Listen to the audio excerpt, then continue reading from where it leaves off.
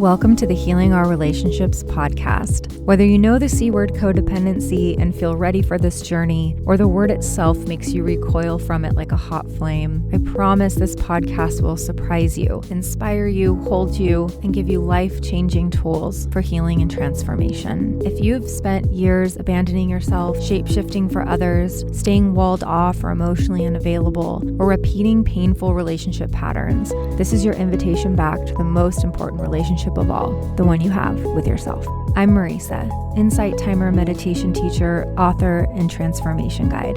Join me each week as we journey within.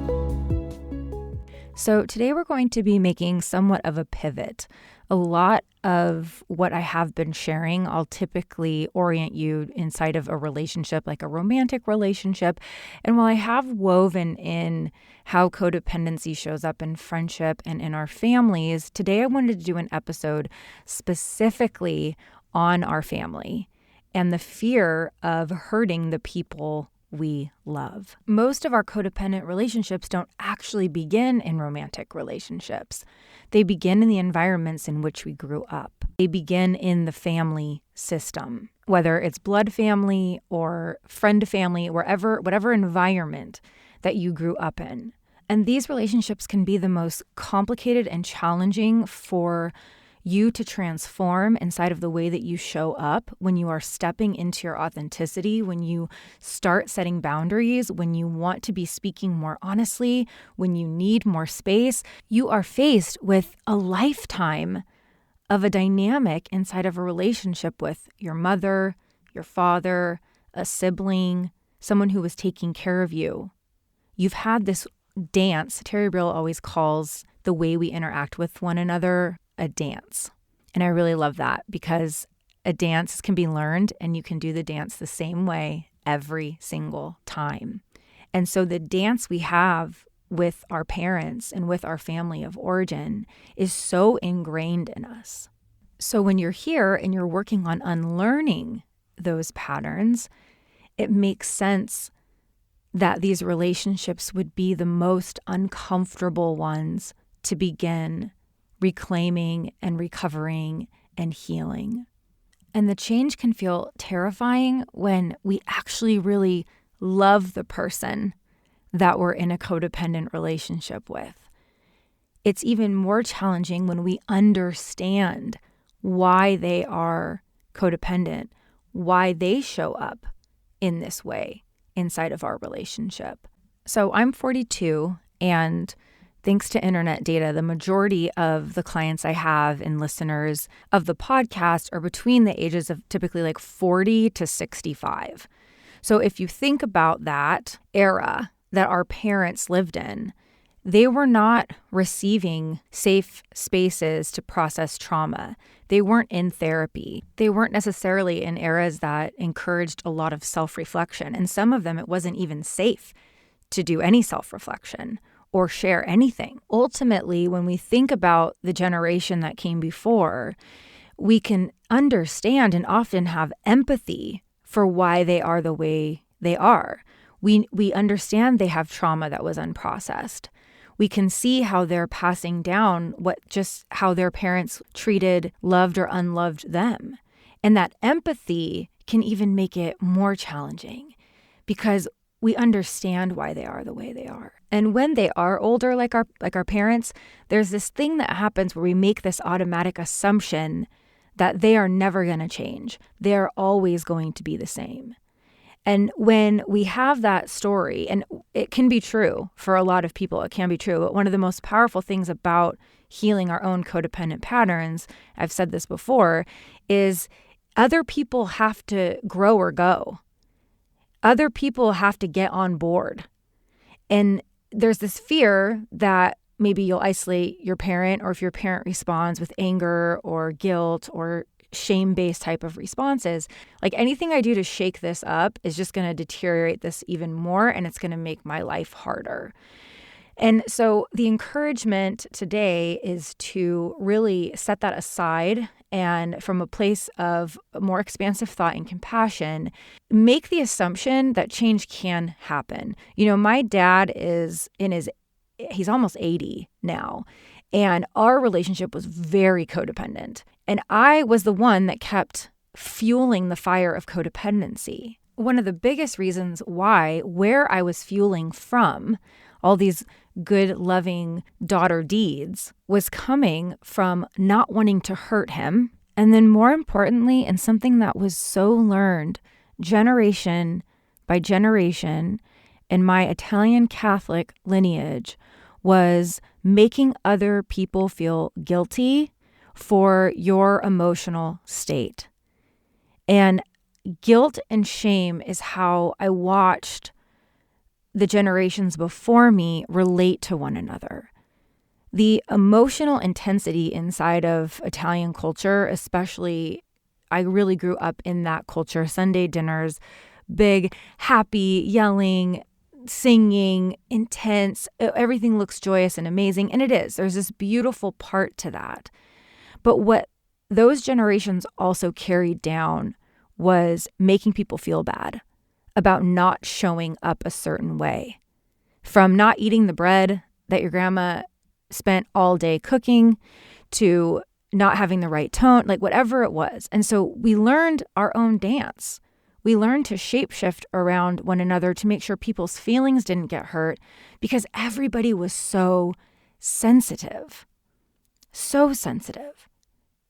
And what was interesting is on my mom's side, there was less sensitivity. There was way more go with the flow.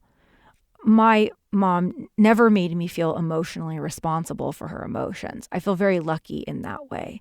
But on the other side, there was all this emotional responsibility. So imagine me in my late 30s deciding that I want to shift this behavior that came from my family of origin, people pleasing, wanting to be perfect, growing up with a lot of affirmation, and Italians are very affirmative. Like you walk in the door and it's like, I love you. Oh my gosh, you look amazing. Like we're very affirming culture, at least the family of origin I was raised in.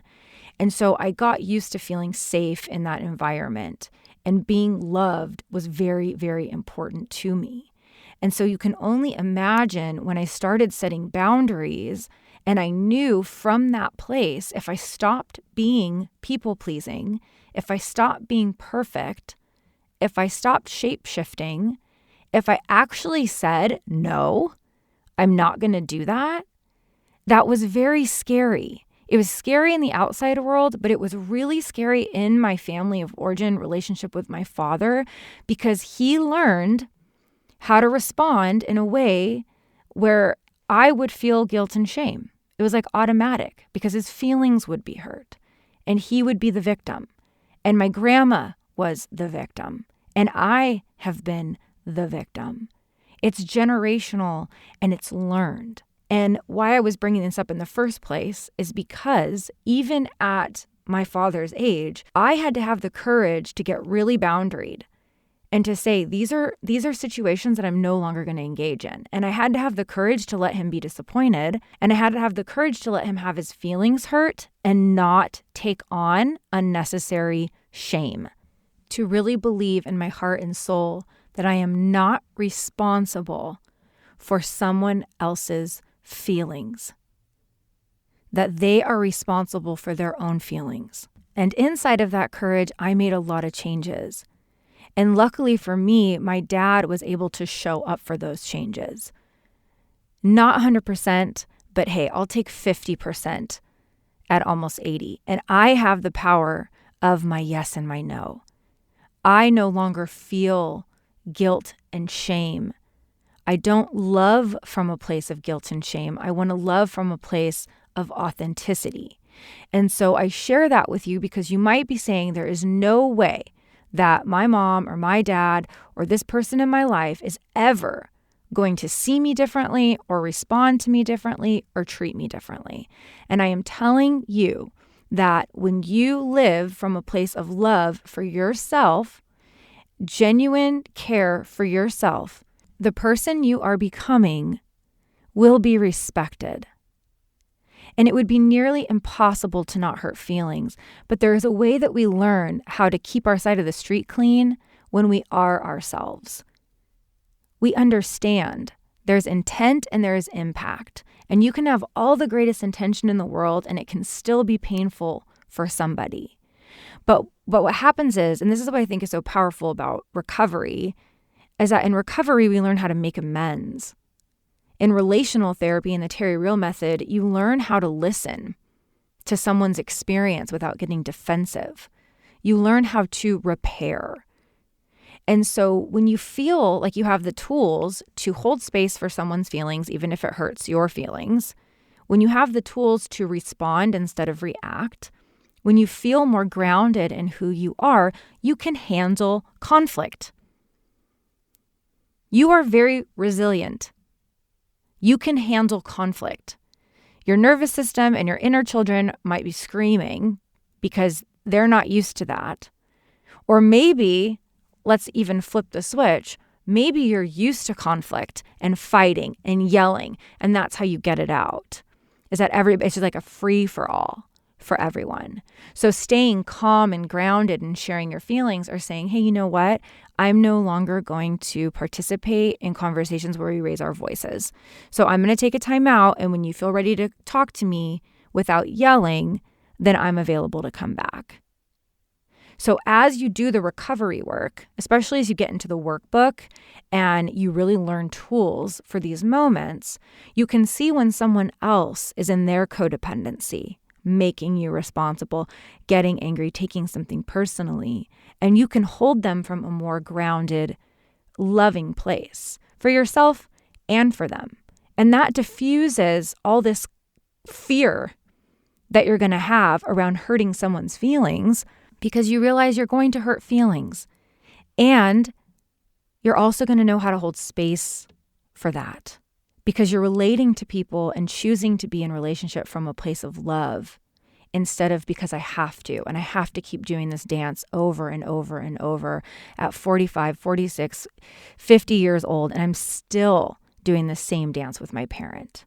You don't have to, but it takes a lot of courage to move from love for yourself instead of codependency for their feelings. Now, other people's feelings matter, and it's really good to not want to hurt people's feelings, understanding their pain, but loving someone else cannot require self-abandonment. It just can't. It is often people on that anxious attachment or denial side of the spectrum of codependency that stay in relationships for a really, really long time, and they self-sacrifice and they deteriorate because they're compassionate or because their feelings never mattered and they didn't matter. And honestly, growing up in an environment like that made me so resilient to other people hurting me and treating me poorly. It made me so resilient because I was raised, you love your family. You love them. It doesn't matter what they do, you love them. You still get together on Sunday. Your cousin's broke into your house and stole from you, it doesn't matter. They're in pain. You love them anyway. So-and-so is inappropriate, it doesn't matter. You love them anyway. I personally learned very early on that love required boundarylessness. So if you can see here with this example, is that didn't feel like a pattern of behavior. It was the way that I was taught to be in relationship with people. So I want you to take a minute here to think about the family of origin energy, how love and relationships looked, and that dynamic, and how you continue to either feel normal inside of that or continue to participate in it because it feels impossible to change because everyone else is acting that way. How am I going to be the only outlier? Or I've been acting like this for 30 years. I'm suddenly going to change it on them? But here's the truth. You're allowed to heal even if someone else feels uncomfortable with your healing. You are allowed to change even if someone else feels uncomfortable with your change. And this is a very challenging truth that kicks up the guilt of becoming yourself, which could literally be an episode in itself. There is a guilt that comes with being who you are. And I think that is because many of us confuse boundaries with punishment. I can't tell you how many times I had to tell my father, this is not a punishment. This is a boundary. Really think about that. How someone who's used to you being a certain way, they suddenly feel punished. What do you mean I can't just come over when I want anymore? What do you mean I can't call you 10 times a day? What do you mean you don't love me anymore? What'd I do? What's wrong? A lot of people respond like that. It's up to us to make an agreement with ourselves to know that is theirs to hold. And I will have to respond to their response in another non-codependent way. When you're honest with yourself and you're honest with someone else, it's not a betrayal. If your honesty hurts them, that is theirs to hold. Becoming your own person is not a cruel thing to do. It is a part of becoming emotionally whole. And so this tremendous guilt that can surface when you begin changing your family dynamics, when you stop over-explaining, when you stop feeling responsible for people's emotions, when you stop trying to fix and manage everyone's emotions or feeling or time, when you stop absorbing someone's pain as your own, when you stop saying yes automatically, when you stop immediately self-sacrificing for someone else, when you stop changing who you are, yes, people are going to get activated. They're going to say things like, wow, you've really changed, or that's pretty selfish. You used to care about me more. Or why are you being so distant? What's wrong with you? Oh, so you think you're better than us now because you're not going to yell anymore? I mean, that is going to reactivate that part of you that doesn't want to be seen that way, that doesn't want to be misunderstood, doesn't want to cause people pain. And it comes with fear. It's not only guilt, but then there's this fear. But that fear is your nervous system just reacting to the change. You're unlearning a way of showing up in the world, and you're teaching your nervous system that it's safe to change your mind.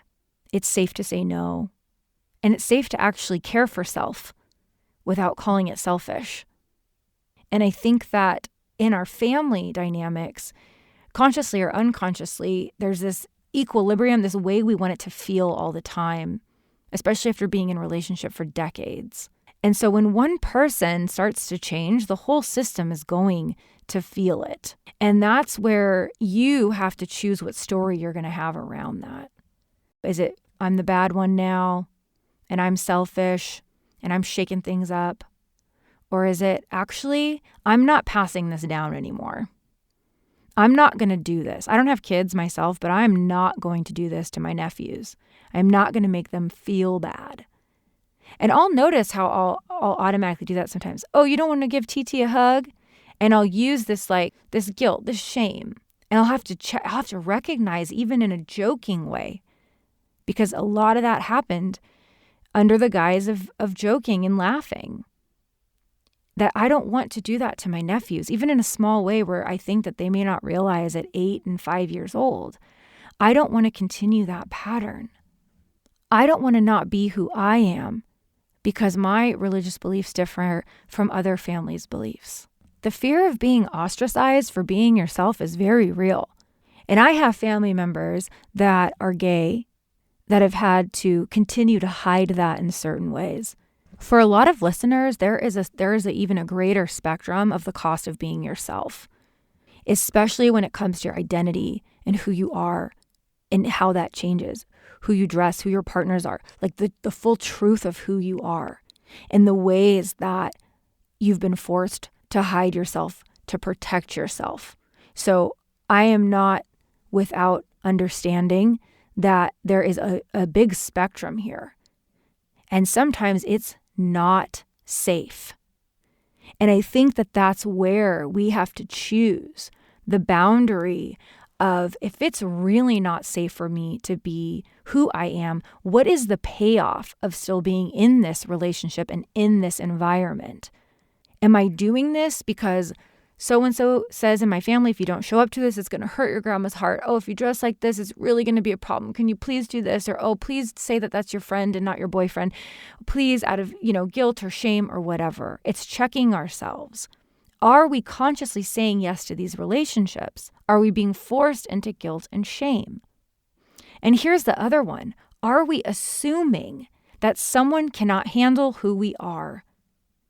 Because that is a really big one that keeps us out of our authenticity, is we assume someone can't change. We assume someone can't have a softer heart. We assume. And so you know what happens when we assume that someone can't handle who we are? We keep showing up as a fake version. We're in a fake relationship out of guilt, shame, obligation, or love for them. It's fake. It's not real. We play a part, we do a role, we walk away. You know, it's up to each and every one of you to check in on if that feels good for you or not. You know, some people might be like, I've been doing this for 20 years. I'm just going to keep doing it. It doesn't matter. But if you're doing that in these very big, important relationships, how is that affecting your self-esteem?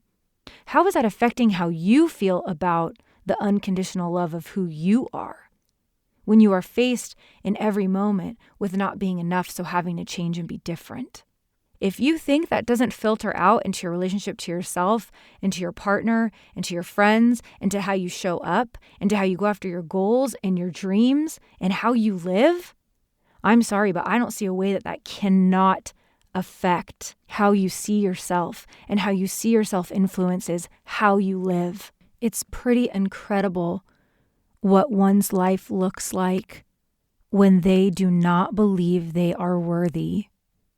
And being worthy in the society that we live in, with all of the judgment and all the boundarylessness in our society, with certain people and cultures and religions and governments telling people who to be and how they are, we live in a boundaryless world where we take our cues from someone else. And the collective comes together and they make these big agreements, and now we have all of these marginalized populations and people who are not safe to be themselves. Boundarylessness is a disease on our planet. And so the invitation to you is, where in your life, in a small or a big way, in one relationship, have the courage to consider stepping more fully into your truth. Having the courage to know that you are worthy of having a yes and a no. You are worthy of loving who you want to love, dressing how you want to dress, and believing in what you want to believe in. Give the people in your life who say they love you the opportunity to know you and show up for that love. And as you're listening to this, I also want you, from a place of compassion, to really notice where in your life you expect someone to be a certain way, to treat you a certain way, to act a certain way, where you might guilt and shame and not agree with someone in your life and the way they live or who they love. And do you embrace them and accept them and love them, and at the same time use guilt or shame or fear to create some sort of boundary so they know that you're not in alignment? Or for your own self, because maybe it's scary for you to fully love this person that you know that you love, but you've got other people in the family or politics or religion or something else getting in the way, that you hold judgment out of fear, you hold judgment out of some moral duty, self-righteous thinking or knowing. Unconditionally loving others is having respect for their choices and having boundaries. Create your own boundaries. Don't ask them, make them be different for you. You might have to just create different boundaries. Be honest with yourself and notice where you're creating boundaries out of fear and not love. Our planet needs more love, not shame, not guilt, and not fear, and not judgment. Let me tell you what I've learned about love in this 9-year journey I've been on of codependency healing. It is not a feeling. It is not an obligation. It is not a cosmic connection between me and someone else. It is not finding the perfect person to not activate any of my family of origin or trauma. To love someone is to be committed to being present for the light and shadow of who they are. It is moving far past the ego's mind's need to defend itself, to be right, And it is to come into a deeper and more spiritual place of co-creation with someone else. And that is why this work has always been spiritual for me. It has required me to move from my ego to my soul, to be connected, past the story, past what I have, how much money I have, what's my role on this planet, and that I have one life that I get to be in co-creation with this world in. And how much suffering in my life is coming from old patterns and the suppression and repression of who I am and the fear of being ostracized, the fear of not being loved. And the real pain that does come, because loss will come as you step into your authenticity. And it is so painful. I choose to believe, and I do believe because of how I've seen this play out in my own life and the life of the people that I walk alongside, is that it's far more painful for me not to. It's easy for you to get really comfortable in the pain that you know, because the thought of leaving or changing it up feels way worse because you don't know that. You don't know that pain. But I promise you, it's just an unknown pain. And so the fear feels a lot worse. And you're resilient enough to grieve lost relationships.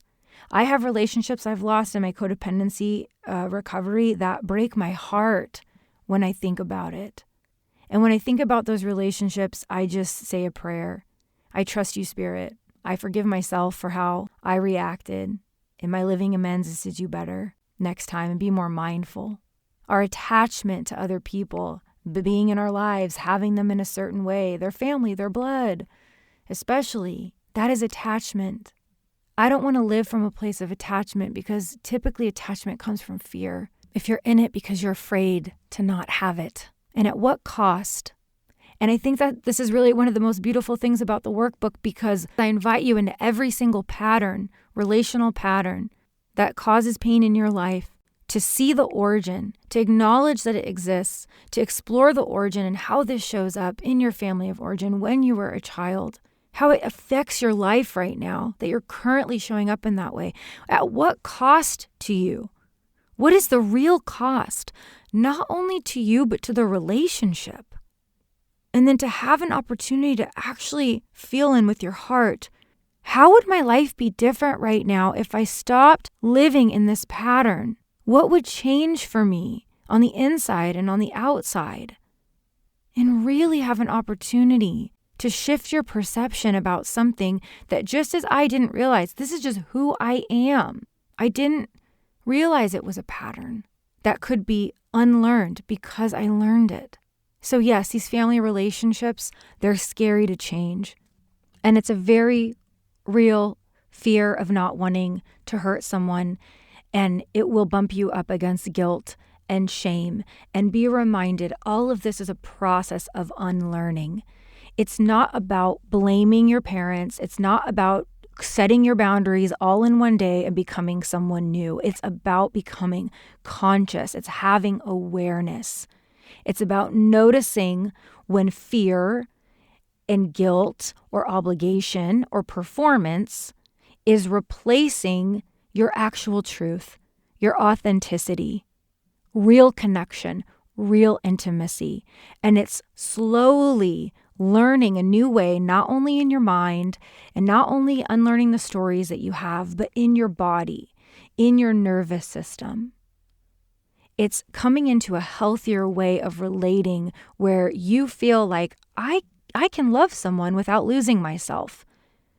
Or you can disagree with someone without going into collapse or shame. Or you can say no or be who you are without spiraling after. It's a life where you can hold compassion for someone's experience of you without carrying the responsibility of their emotional state. And this work takes so much time. And at the same time, in the spectrum of your life and how long you're going to be here, it doesn't take that much to completely reclaim who you are, to shift your relationships. One of the greatest acts of recovery, soul recovery, spirit recovery, And one of the greatest acts of codependency recovery is letting other people be responsible for their feelings. And you learning how to be responsible for yours and noticing where you're giving away your power, where you make yourself silent and small, where you puff up and get angry.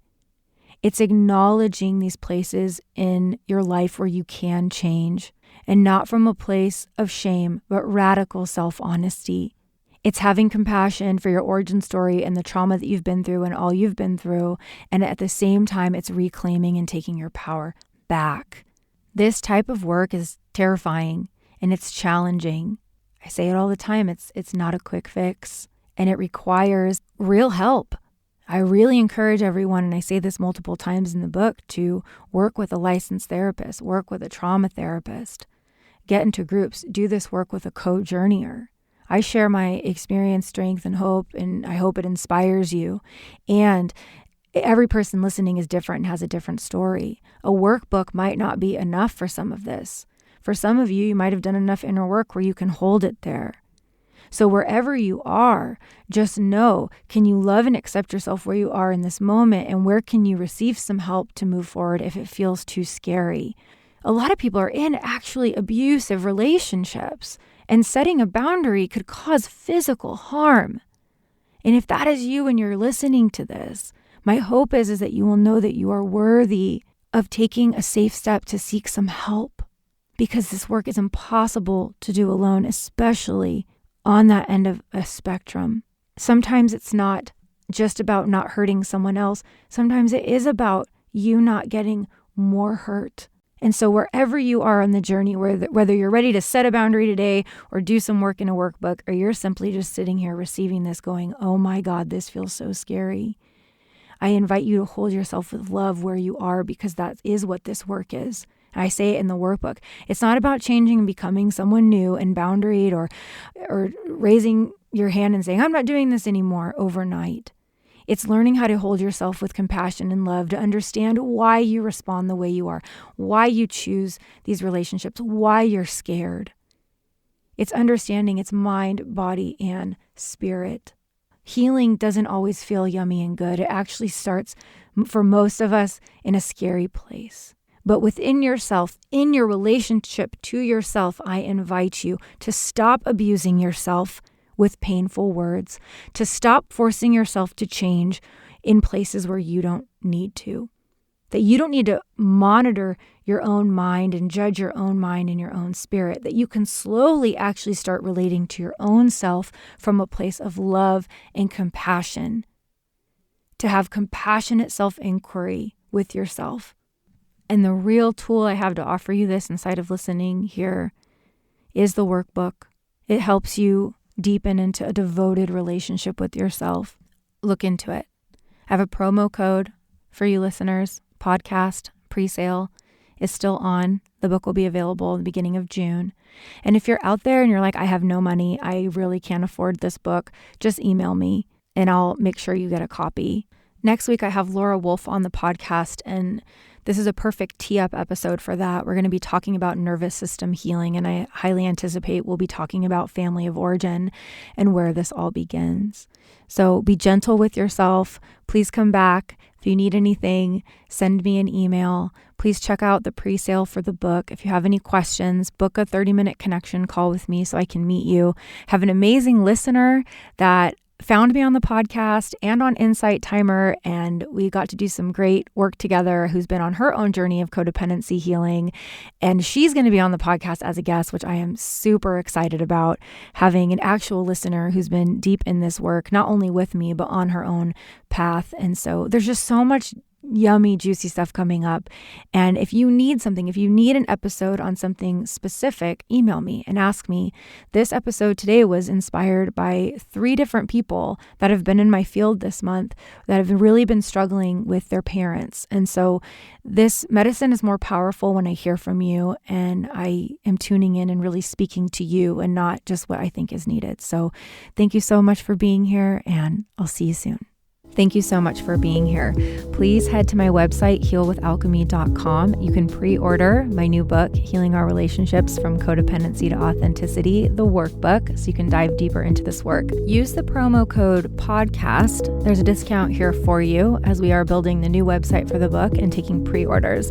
The book should be out on or before June 1st, but take advantage of that discount and you can learn more about working with me one-on-one, book a free connection call, send an email, send a message, say hello. I'd love to know you. Sending so much love, and I'll see you next week.